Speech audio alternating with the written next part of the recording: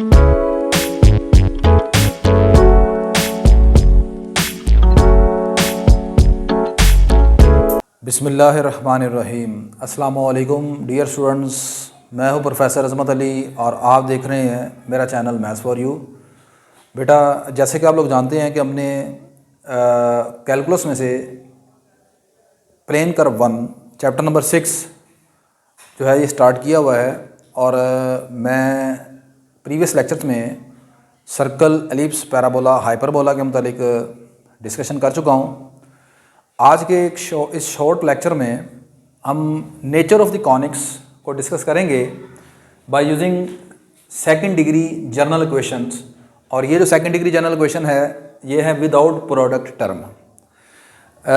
ये जो चीज़ें यहाँ पर हम अभी तक डिस्कस कर रहे हैं ये वही चीज़ें हैं जो आप सेकंड ईयर मैथमेटिक्स में कॉनिक सेक्शन में पढ़ के आए हैं, या अगर नहीं पढ़ी तो चलिए उनको रिवीजन कर लेते हैं। तो क्योंकि ये जो चीज़ें बेसिक्स हैं ये आपकी इस चैप्टर में इस्तेमाल होंगी, और अगर आपने ये चीज़ें बेसिक नहीं पढ़ी होंगी तो फिर ये चैप्टर आपको समझ नहीं आएगा। तो आज शुरू करते हैं अपने टॉपिक से। मैंने लिखा है nature of the conic by second degree general equation.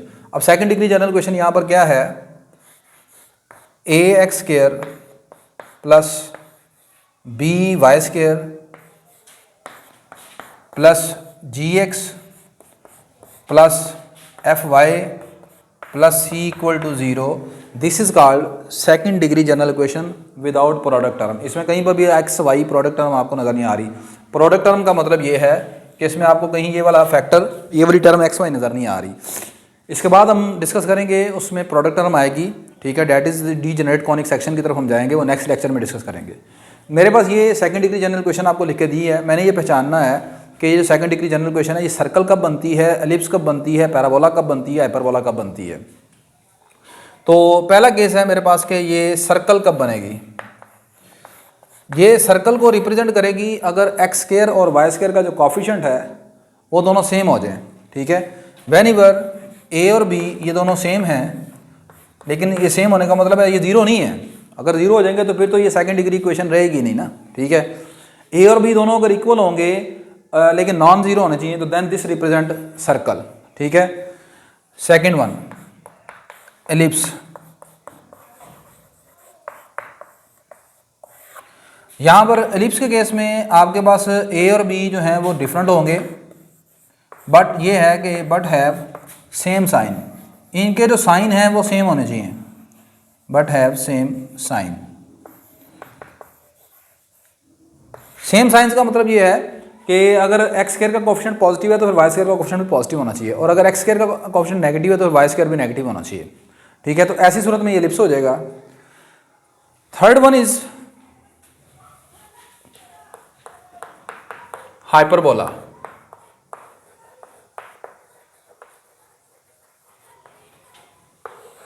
ये हाइपरबोला तब बनेगा जब आपके पास a और b फिर दोनों नॉट इक्वल हैं, और लेकिन यहाँ पर ये है and have different signs, and have different sign. इस मरतबा ये दोनों आपस में इक्वल भी नहीं है और इनके साइन भी मुख्तलिफ हैं। यानी कि अगर x² का कोफिशिएंट पॉजिटिव है तो y² का नेगेटिव है, और अगर y² पॉजिटिव है तो x² नेगेटिव है। अगली चीज़ आपके पास लास्टली है पैराबोला। पैराबोला पैराबोला के केस में ये होता है, चूँकि पैराबोला में आप जानते हैं कि पैराबोला किसी एक वेरिएबल में क्वाड्रेटिक होता है और दूसरे में लीनियर होता है, ऐसी है ना।